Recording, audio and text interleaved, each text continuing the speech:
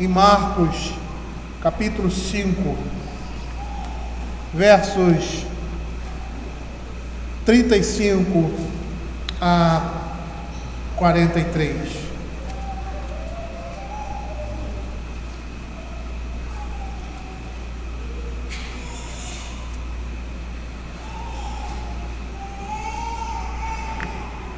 Vamos orar mais uma vez.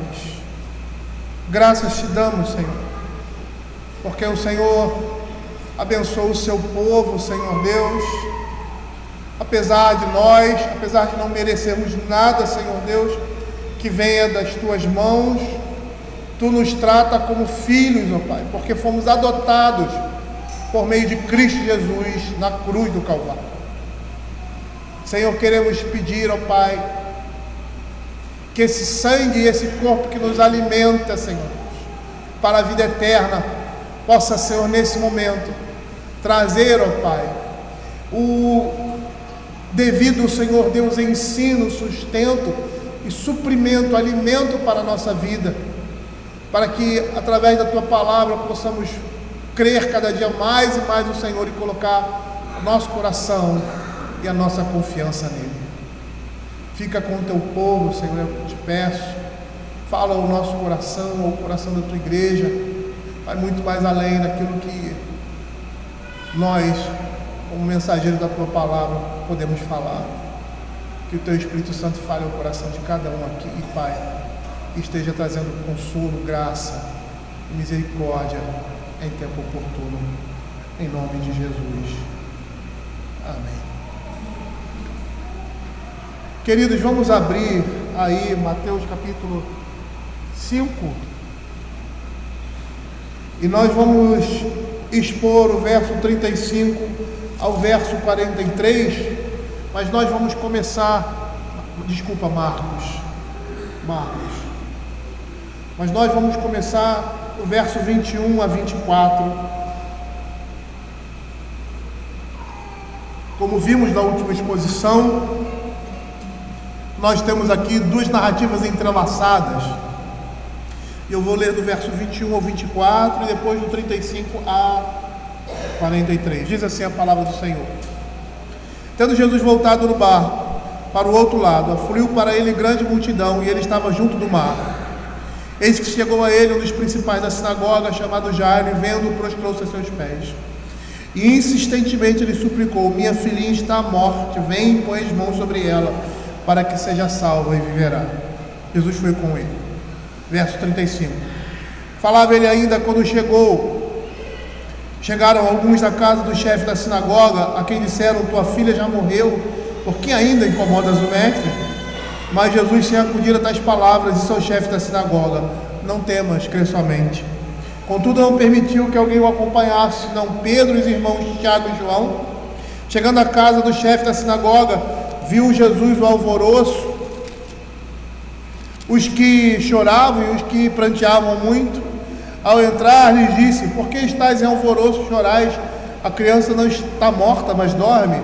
E riam-se dele. Tendo ele, porém, mandado sair a todos, tomou o pai e a mãe da criança e os que vieram com ele, e entrou onde ela estava. Tomando-a pela mão, disse: Talita cumi, que quer dizer: Menina, eu te mando, levanta-te. Imediatamente a menina se levantou e pôs-se a andar, pois tinha 12 anos. Então ficaram todos sobremodo admirados. Mas Jesus ordenou-lhe expressamente que ninguém o soubesse, e mandou que dessem de comer a menina. Quando eu estava preparando essa exposição, uma das coisas que chamou a minha atenção é sobre a riqueza do texto bíblico.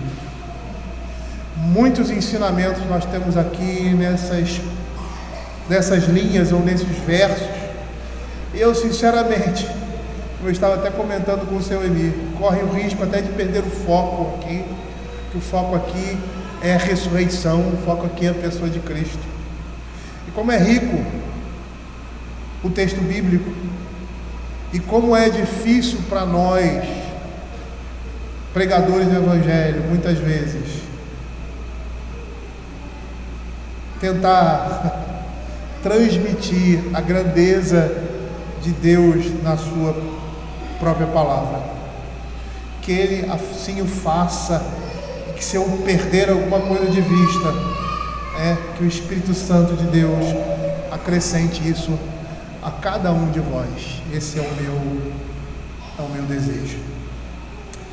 Nós vimos na última exposição da dramática história daquela mulher e do início da narrativa da filha de Jairo, um exemplo ali que nós falamos da técnica de sanduíche, uma narrativa inserida em outra com propósitos específicos ali, para que possamos entender quem era Cristo em meio a todas essas narrativas.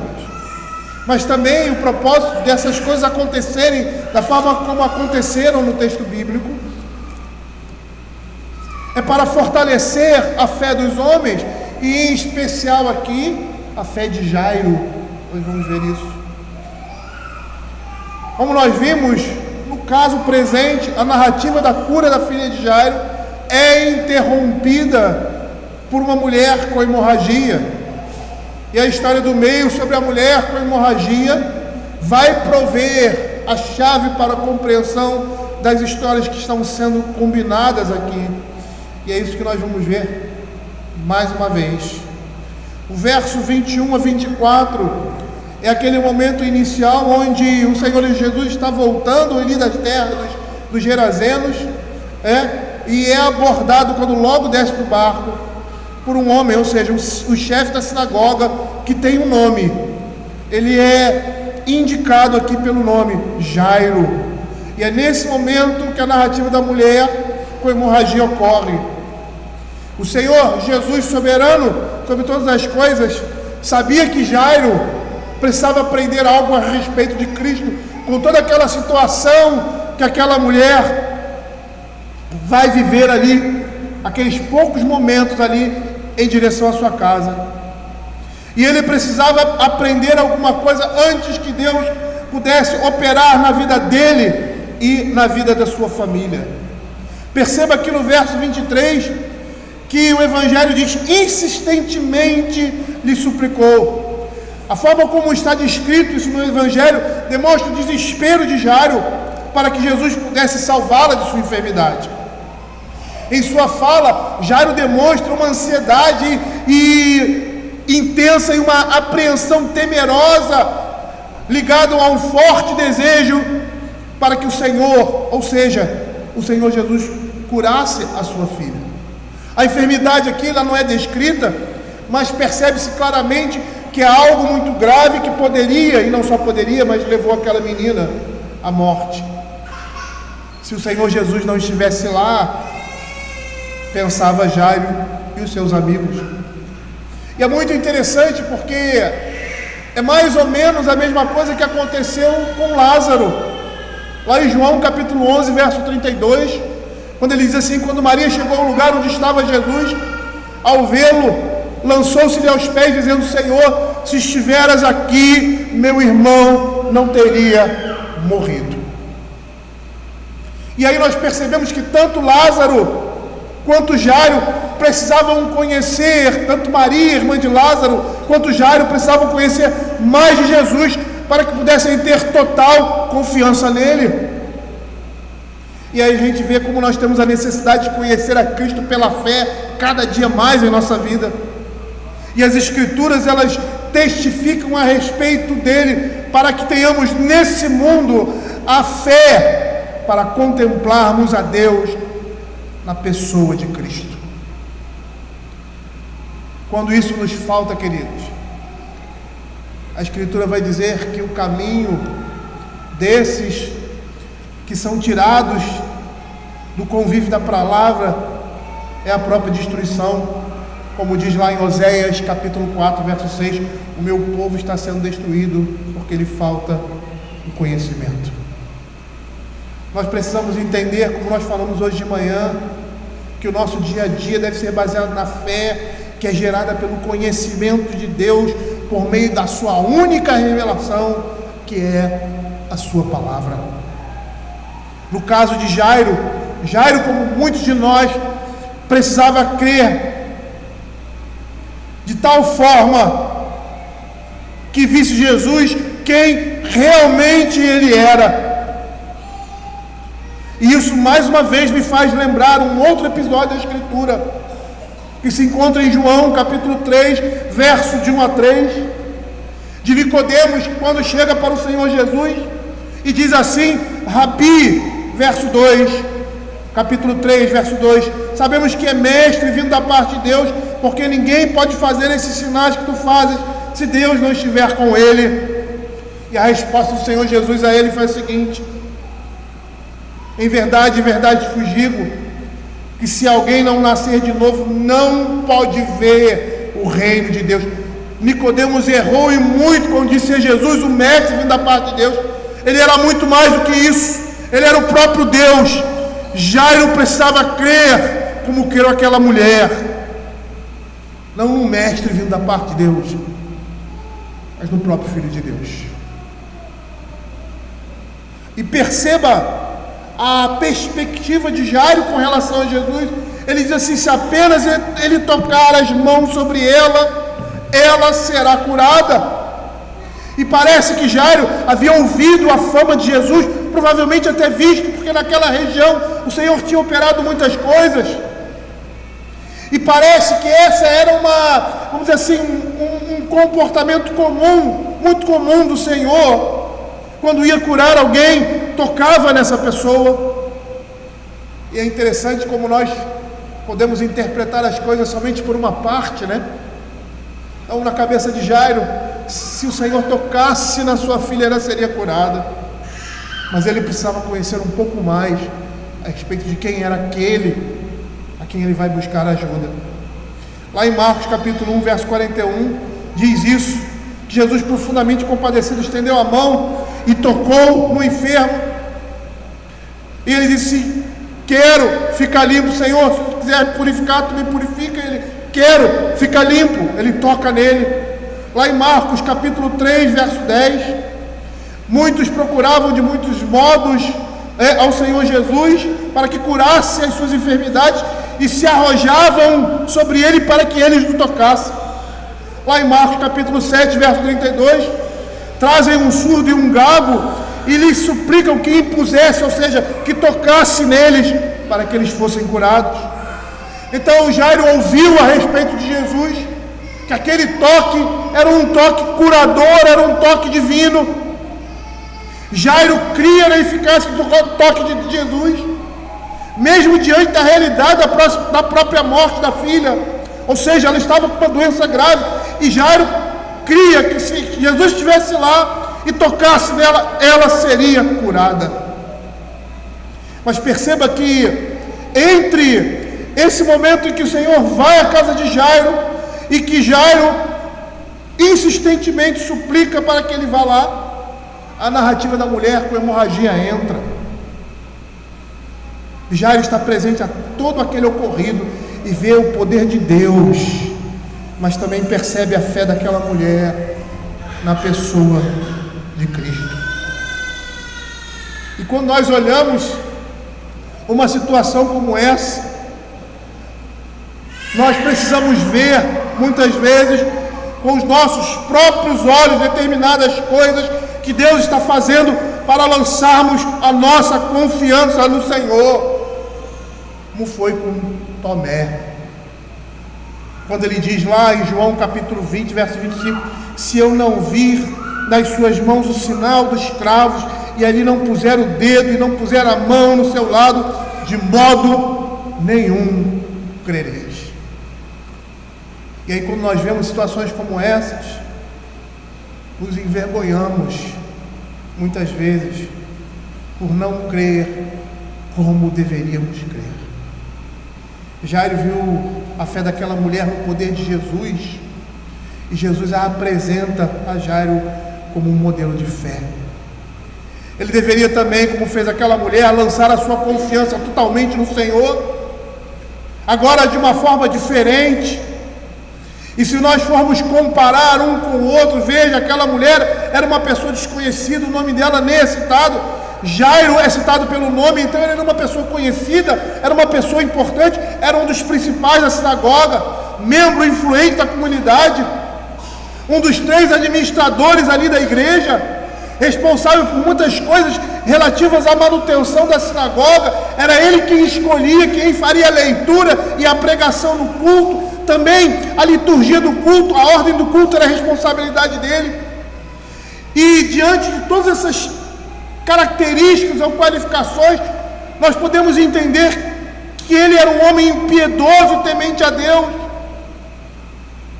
Mas apesar disso, ele precisava aprender com aquela mulher simples e desconhecida a confiar totalmente em Jesus, ou seja, em Deus.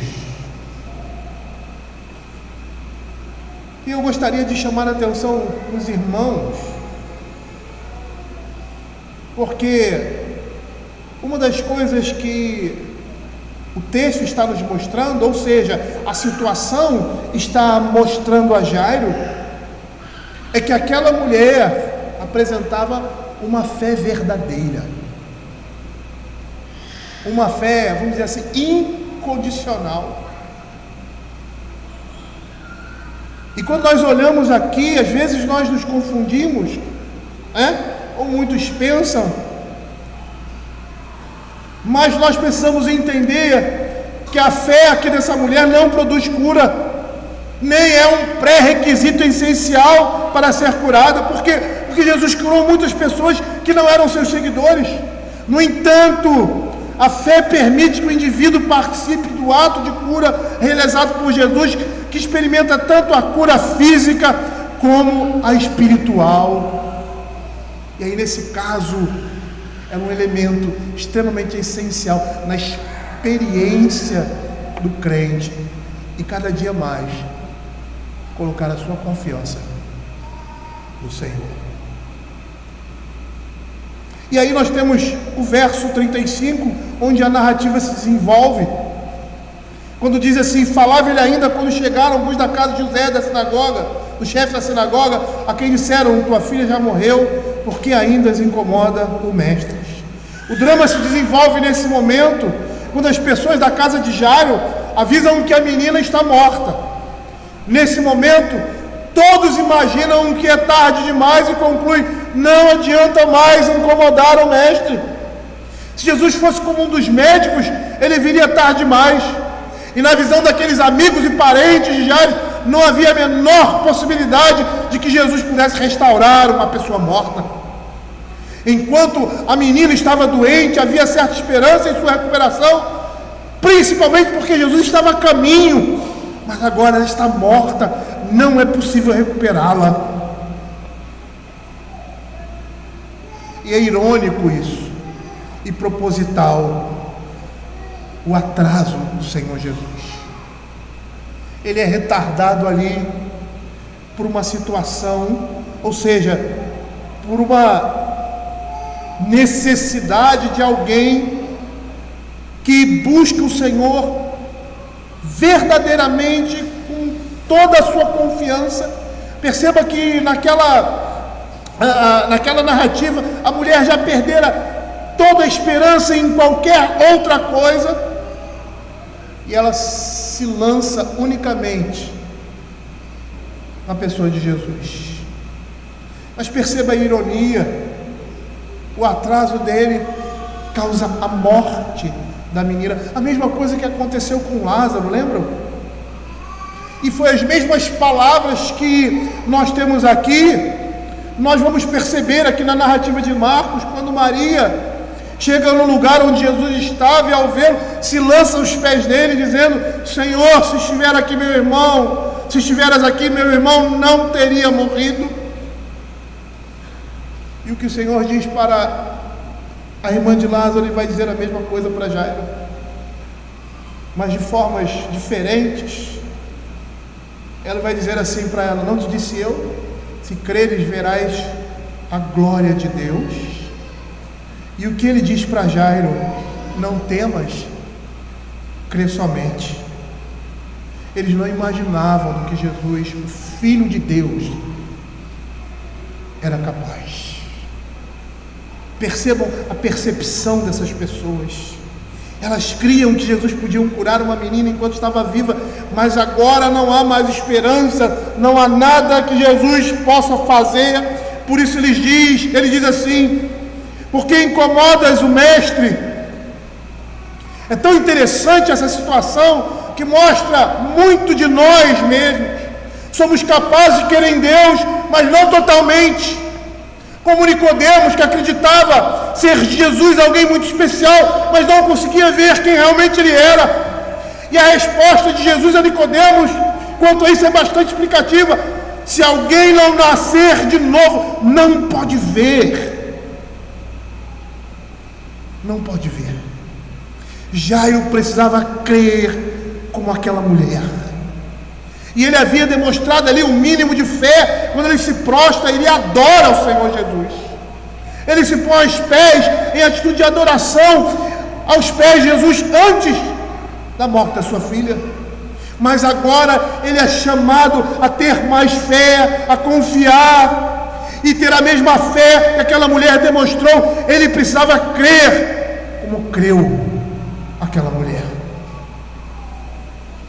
David Garland, certo comentarista, diz que Jairo precisava entender que fé é a confiança em meio à desesperança. Mas seguindo a narrativa aqui, o verso 36 diz assim: mas Jesus, sem acudir a tais palavras, disse ao chefe da sinagoga: não temas e crê somente. E é muito interessante essa expressão que é usada aqui por Marcos nesse momento. A ideia dessa expressão no original significa que Jesus não considerou outras palavras, essas palavras, ou seja, ele desprezou o que havia sido dito: a menina está morta. Não fazia diferença para Jesus aquela informação. Essa é a ideia aqui.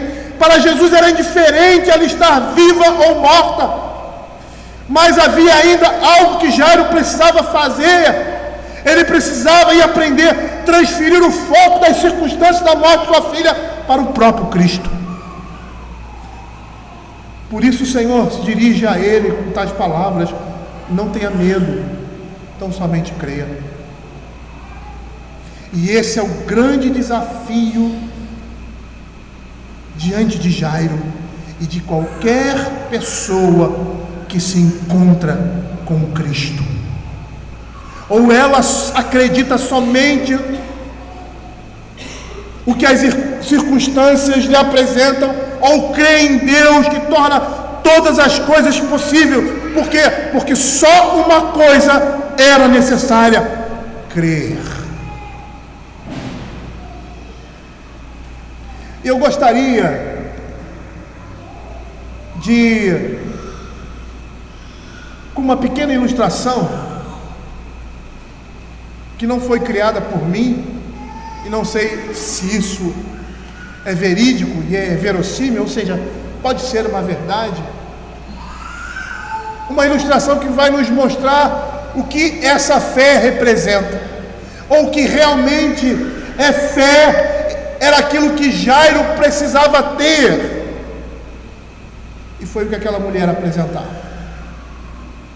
Conta-se que um grande malabarista veio em determinada cidade e iria percorrer a distância de 2 prédios de mais ou menos 30 andares em cima de uma corda de aço, que seria também a distância mais longa que ele já havia percorrido e também a maior altura até aquele momento. Um repórter estava cobrindo o evento. Quem estava cobrindo o evento começou a perguntar a todos que estavam presentes se criam que ele iria conseguir fazer aquela proeza. E todos, sem sombra de dúvida, disseram que sim. Até porque o acompanhavam, já haviam visto ele ter feito coisa semelhante. Então o mesmo repórter perguntou para um deles, que estava bastante entusiasmado com mais esse espetáculo, daquele que ele tanto admirava, se ele teria de coragem de atravessar com aquele homem em um carrinho tipo de pedreiro. O homem veemente respondeu: eu não. Essa ilustração, queridos, nos mostra uma grande diferença em acreditar somente e ter fé, confiar. Era isso que Jairo deveria demonstrar naquele momento. Total confiança nas palavras do Senhor Jesus. Não temas, crê somente. Seria interessante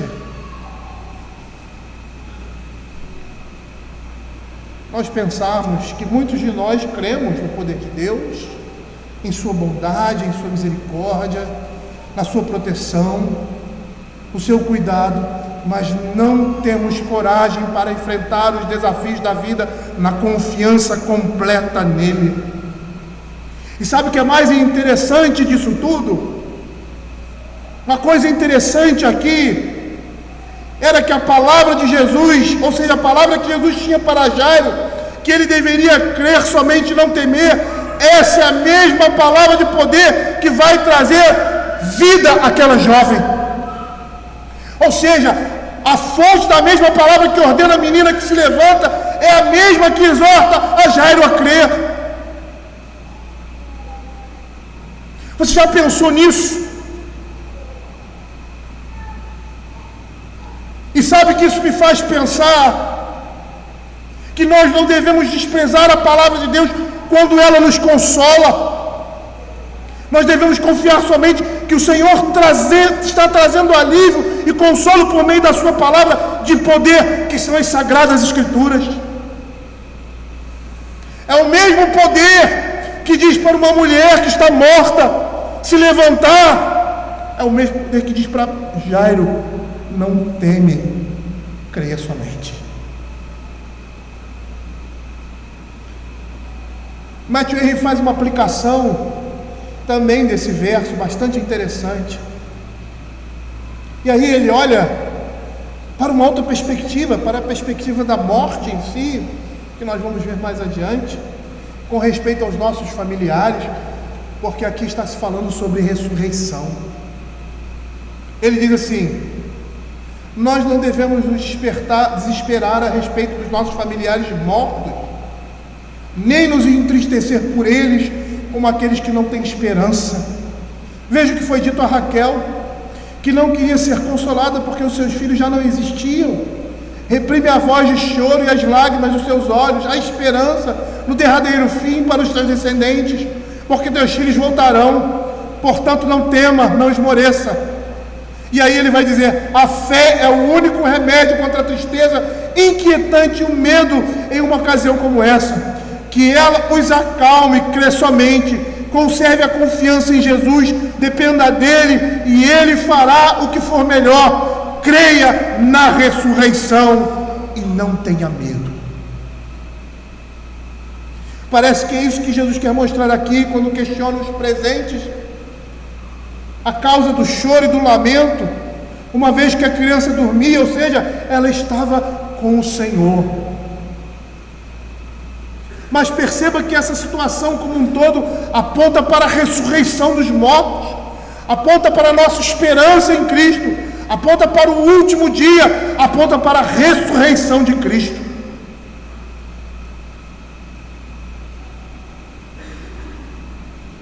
E aí os versos 37 a 40, continuando a narrativa, quando diz assim: contudo não permitiu que alguém o acompanhasse, senão Pedro, os irmãos e Tiago.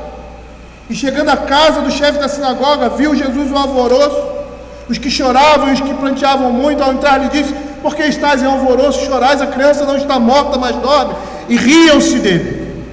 Tendo-lhe, porém, mandado sair a todos, tomou o pai e a mãe da criança e os que vieram com ele, e entrou onde ele estava.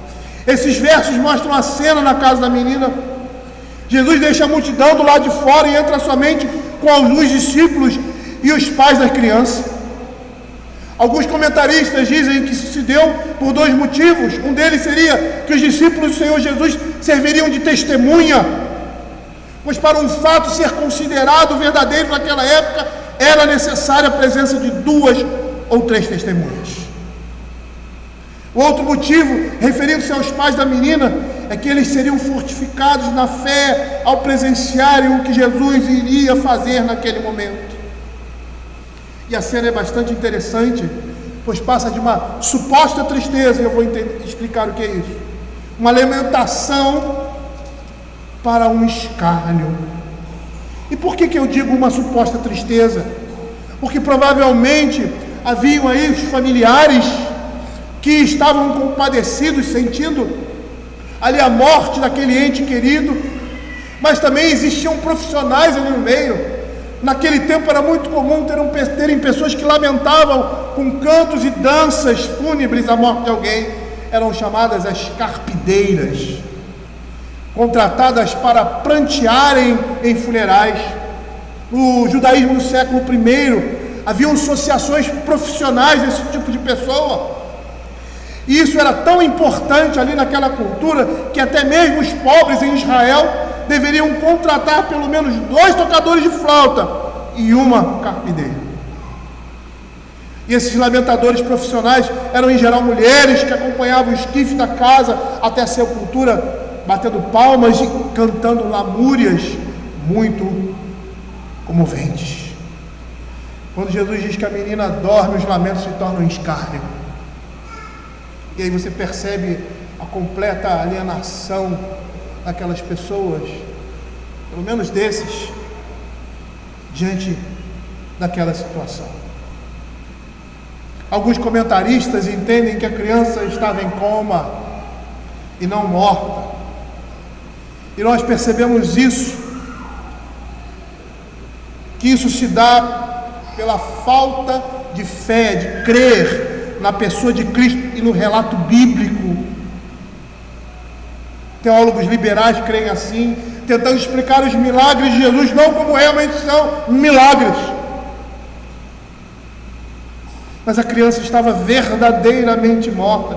Grant Osborne, comentando esse texto, ele diz assim, que naquela época as pessoas conheciam bem a morte, e quando todos riem da explicação de Jesus, fica evidente a realidade da morte da menina, mas também da falta de fé deles.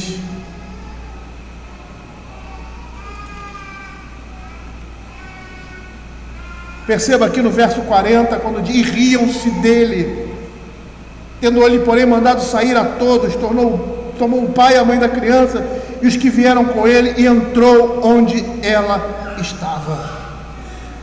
E mais algo interessante aqui nesse texto. Perceba aqui nesse relato que aqueles que desprezam a Cristo sempre ficam do lado de fora. Os que desprezam a palavra de Deus ficam de fora. A porta é fechada quando desprezamos a palavra de Deus e não consideramos o que Ele pode fazer ou quem Ele é. E esse tema, ou esse gracejo a respeito ou contra o Senhor, é muito pontual na Escritura, porque demonstra um exemplo de incredulidade, pois o desprezo pela palavra de Deus representa o contrário da fé, que é a incredulidade. E aí nós temos situações pontuais, como em Gênesis capítulo 19, 14, quando Ló diz aos seus parentes, aos esposos das suas filhas, que o Senhor ia destruir aquela cidade. E o que eles fizeram? Eles gracejavam com eles. Lá no Salmo 123, versos 3 e 4, o salmista diz assim: tem misericórdia de nós, Senhor, tem misericórdia, pois estamos sobremodo fartos de desprezo. A nossa alma está saturada de escárnio dos que estão à sua vontade, o desprezo dos soberbos. É assim que acontece.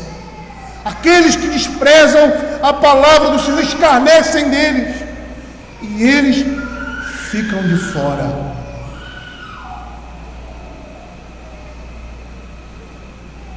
E é assim todas as vezes que não anuímos ao conselho do Senhor. Nós desprezamos a sua palavra e a sua vontade. É isso que o livro de Provérbios vai dizer, lá no capítulo 1, verso 25: antes rejeitaste todo o meu conselho e não quiseste a minha repreensão. E qual é a consequência disso? É a mesma consequência, ou seja, é o mesmo ato. Aqueles homens desprezam a Deus, Deus agora os despreza.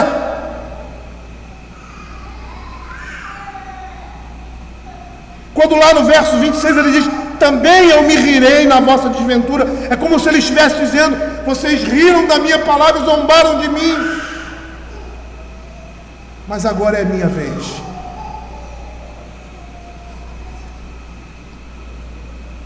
E por que isso?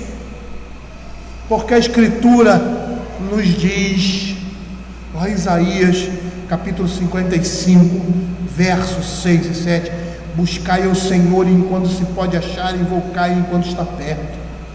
Deixe o perverso seu caminho, unido seus pensamentos, converta-se ao Senhor, que se compadecerá dele, e volte-se para o nosso Deus, porque é rico em perdoar, porque o Senhor está abundantemente demonstrando e oferecendo a sua graça.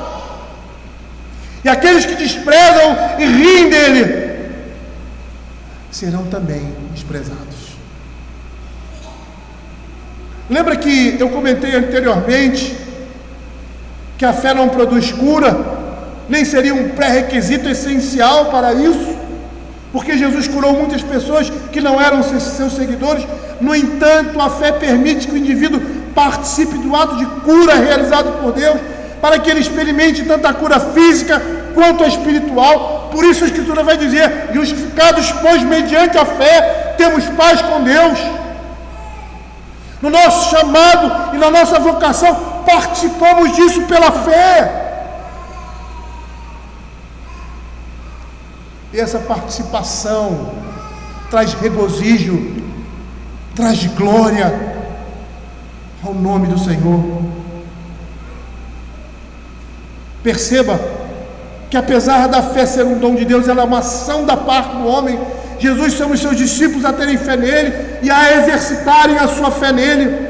E essa fé salvadora e confiante é dom de Deus. Então, se Ele nos dá, Ele nos incentiva a exercitá-la em nossa vida. Aqueles que riram do Senhor não puderam participar daquele momento tão significativo para um ato de fé que vai trazer regozijo àqueles homens ali, aos discípulos e aos pais da criança, fortalecendo cada vez mais a sua fé. Quando o Senhor Jesus diz que ela dorme, nós devemos entender essa expressão como uma forma figurativa, um eufemismo, suavizando a linguagem em seu sentido, mesmo porque o texto nos mostra claramente que a menina havia falecido por causa do mal que a cometia. E essa linguagem na Bíblia de dormir para a morte diferencia os crentes dos ímpios em seu estado intermediário, ou seja, no estado antes da ressurreição. A nossa teologia se chama o estado dos crentes que morreram em Cristo, antes de Cristo Jesus voltar. Estado intermediário. E por que é um estado intermediário? Porque não é o estado final, porque o estado final dos crentes é a ressurreição completa de um corpo glorificado, incorruptível. Veja a linguagem de João capítulo 11, verso 11 ao verso 13. Isto dizia, e depois acrescentou: nosso amigo Lázaro adormeceu, mas vou para despertá-lo. Disseram-lhe, pois, os discípulos: Senhor, se dorme, estará salvo. Jesus, porém, falara com respeito à morte de Lázaro, mas ele supunha que tivesse falado do repouso do sono. Lá em 1 Tessalonicenses capítulo 4, 13 e 14, ele vai dizer: não queremos, pois, irmãos, que sejam ignorantes com respeito aos que dormem, para não vos entristecerdes com demais, que não têm esperança, pois se cremos que Jesus morreu e ressuscitou, assim também Deus, mediante Jesus, trará em sua companhia os que morreram em Cristo, os que dormem.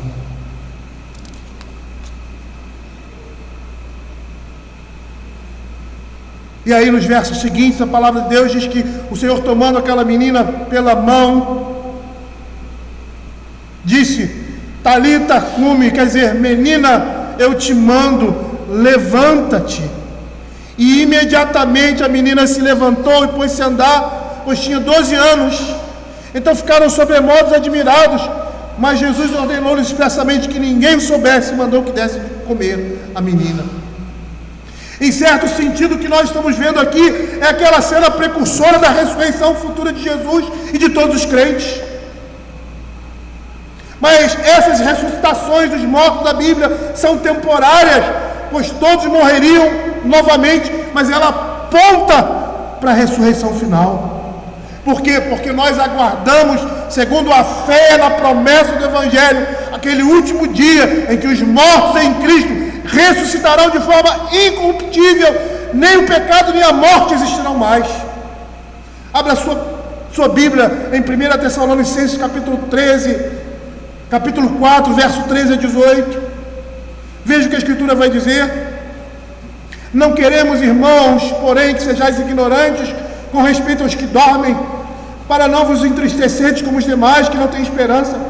Pois se cremos que Jesus morreu e ressuscitou, assim também Deus, mediante Jesus, trará em sua companhia os que dormem.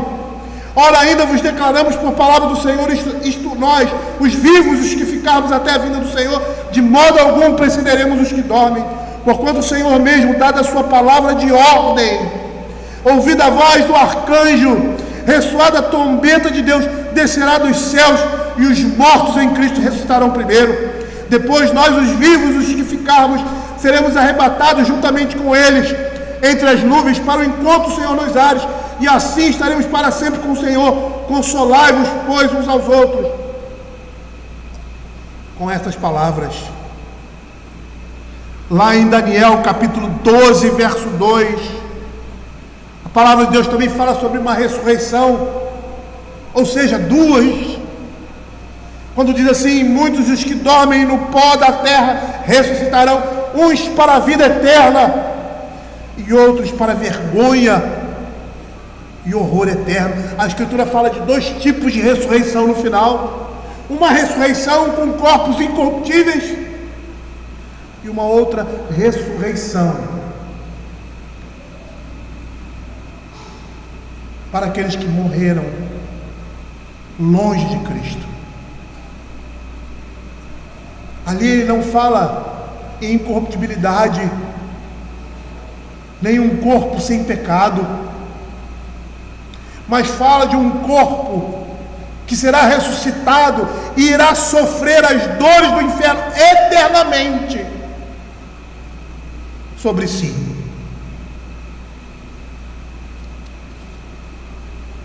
João capítulo 5, verso 28 e 29 diz assim: não vos maravilheis disso, porque vem a hora em que todos que se acham no túmulo ouvirão a sua voz e sairão, os que tiverem feito bem para a ressurreição da vida, e os que tiverem praticado mal para a ressurreição de juízo. Percebam aqui a mesma palavra de poder de Jesus para trazer a menina à vida será a mesma que ressuscitará os seus santos. 1 Tessalonicenses capítulo 4, verso 16: porquanto o Senhor mesmo, dada a sua palavra de ordem, ouvida a voz do arcanjo e ressoada a trombeta de Deus, descerá dos céus, e os mortos em Cristo ressuscitarão primeiro.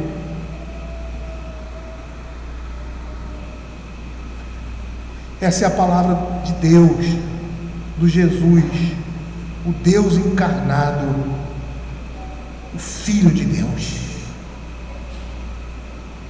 Veja o que o Senhor fala a respeito de si mesmo em João capítulo 5, verso 21 a 25, pois ele diz assim: pois assim como o Pai ressuscita e vivifica os mortos, assim também o Filho vivifica quem quer.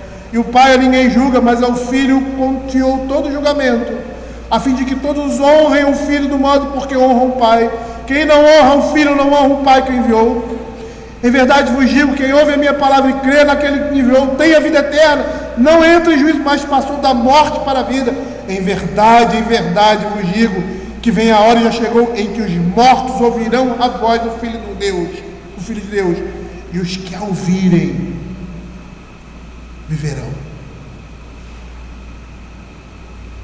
É muito interessante que Marcos, nessa passagem, nos faz ouvir as palavras exatas do Senhor Jesus: menina, eu te mando, levanta-te. E nós já vimos também essa palavra de poder em outra situação, como na ressurreição de Lázaro, quando ele diz assim: Lázaro, vem para fora, e sai aquele que estava morto já há 4 dias, cheirando mal. Lá em Lucas 7, 14 e 15 também, quando o Senhor, passando por um esquife, parando os que conduziam um jovem que tinha morrido, manda para aquele: levanta-te. E o rapaz senta-se. E a Escritura diz: sentou-se o que estivera morto e passou a falar. E Jesus o restituiu à sua mãe. Essa mesma palavra é aquela palavra que fez com que tudo viesse a existir. Essas simples palavras que saíram da boca de Deus, ou seja, da boca de Jesus, eram tão poderosas. Isso porque é a palavra que sai da boca de Deus, do Deus encarnado, Jesus Cristo.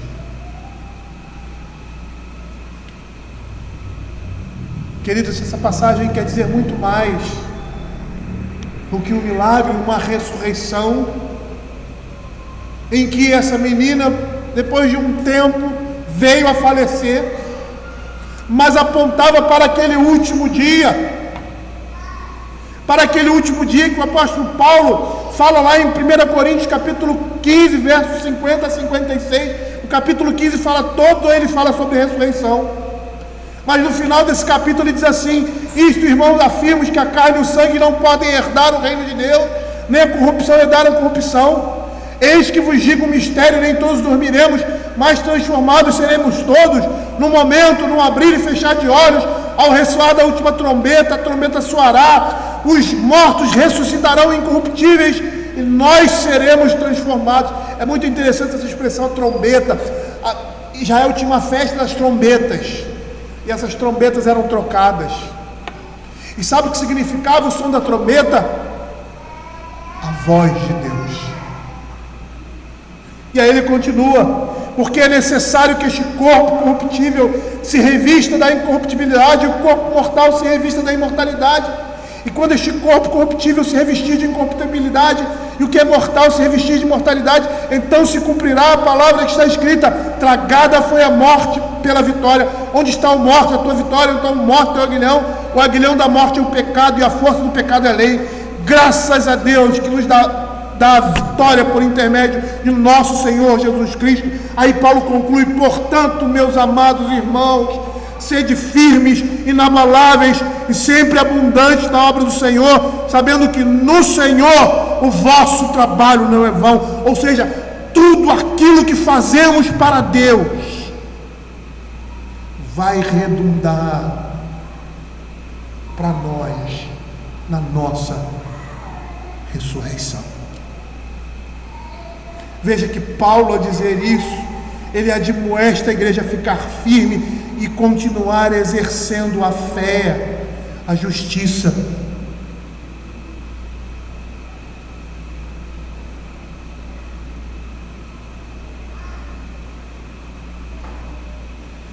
Porque nós podemos não ser reconhecidos, queridos, nesse mundo, e até mesmo perseguidos, mas nós não devemos esquecer que nada que façamos no serviço a Deus será vão.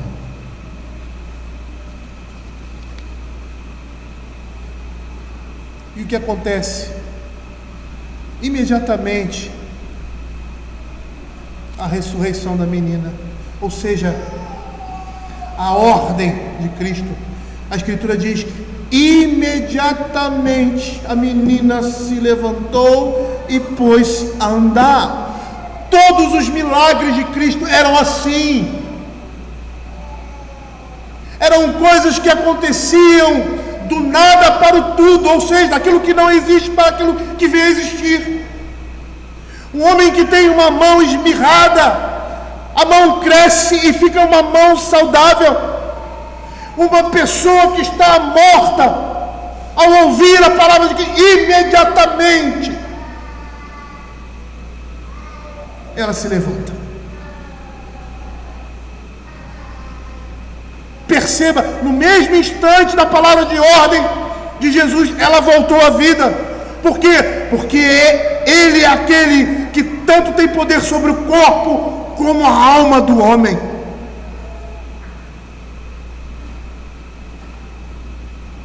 E como prova do seu total restabelecimento, Jesus manda que deem comida para a menina. E Matthew Henry, aproveitando mais essa oportunidade, ele traz uma lição desse final. Ele diz assim, que Cristo cuidou para que dessem algo de comer à menina. Diz que lhe dessem de comer. Com isso se entende que ela havia ressuscitado não somente a vida, mas a um bom estado de saúde, pois ela recobrara o apetite. Aqueles que recebem um novo nascimento estão na casa de Deus, desejam o leite não falsificado. E pode-se observar que quando Cristo criou o homem, imediatamente lhe deu comida, e comida extraída da terra que ele criou. Da mesma forma, Jesus tinha dado uma nova vida àquela menina, e ele cuidou para que algo lhe fosse dado para comer. Pois se ele deu a vida, pode-se confiar que ele dará o sustento, porque a vida é mais do que o mantimento. Quando Cristo dá a vida espiritual, ele provê o alimento necessário para o sustento e a nutrição dela, até que chegue a vida eterna, pois ele nunca abandonará a obra das suas próprias mãos, nem desejará fazê-lo.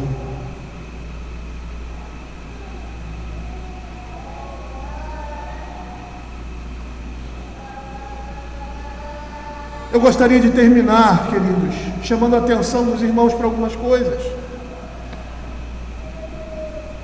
E algo que não falei ainda. Perceba o que existe de comum entre Jairo e a mulher. Ambos são vítimas de circunstâncias desesperadoras, e a parte de Jesus não tem nenhuma esperança. Jairo tinha um nome, uma posição respeitada naquela comunidade. Aquela mulher, por sua vez, nem é citada pelo nome e vivia em condições de desprezo por aquela mesma comunidade. Ela precisa se aproximar por trás de Jesus, enquanto Jairo aborda Jesus face a face. Contudo, pela ironia muito comum em Marcos, aquele homem não tem nenhuma vantagem com relação ao assunto que interessa aqui.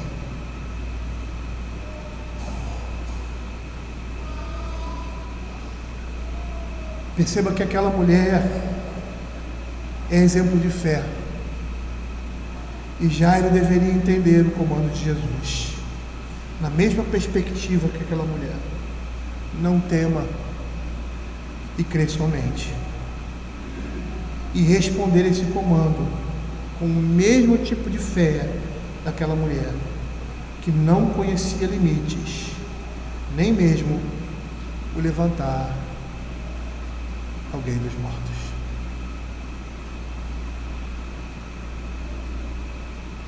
O que nós estamos vendo aqui, queridos?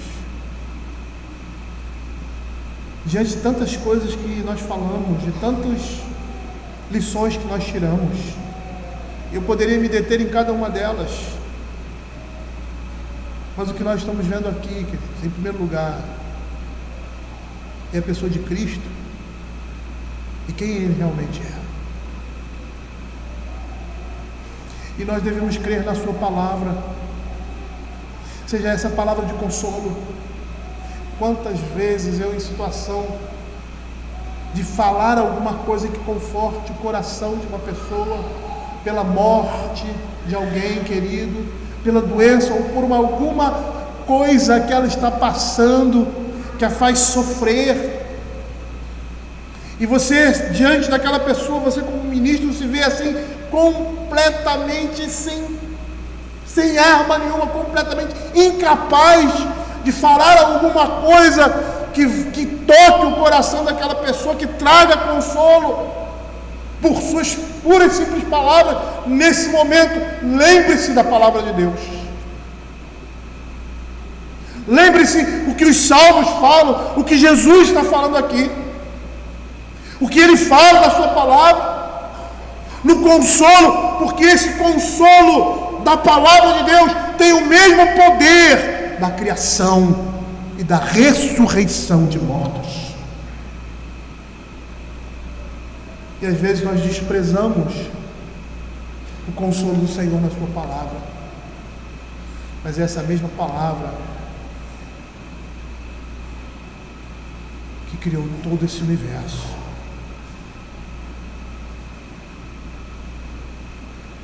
Aquele homem precisava somente crer e não temer. E é isso que nós precisamos fazer na nossa vida, nas nossas demandas, sejam essas de trabalho, sejam essas de relacionamentos. Às vezes pode não passar literalmente para a nossa cabeça, mas na prática é isso que acontece. Deus tem poder para fazer grandes coisas, ao contrário de antigamente, mas parece que Ele não tem poder para as pequenas coisas.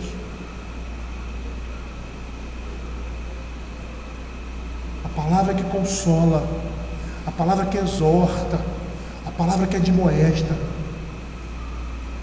tem o mesmo poder daquela palavra que criou o universo. Creia nisso. Porque para um Ele disse: menina, levanta-te e anda. Para outro Ele disse, no mesmo poder, na mesma graça: não tema, crê somente. E é isso que está faltando para nós, aplicarmos a nossa fé no nosso dia a dia, nos nossos problemas cotidianos, nas nossas dificuldades com o pecado, nas nossas tentações ou nas tentações que vêm sobre nós. Está faltando fé. E quando a fé falta, faltam ações, faltam atitudes, faltam comportamentos, como o de Moisés, que abandonou tudo para viver por meio de afrontas. Falta coragem para tomarmos determinadas decisões.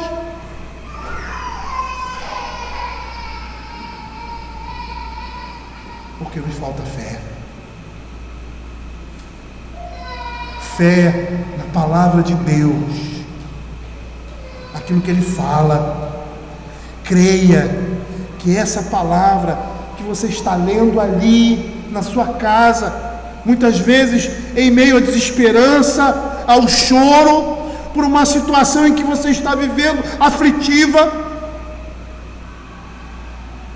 e que muitos chegam a desesperar e até tentar tirar a própria vida, ou até dizer: minha vida não tem valor. Perceba que aquela palavra tem poder para transformar essa situação e trazer consolo, conforto e regozijo para aqueles que creem em Deus e lançam nele sua total confiança.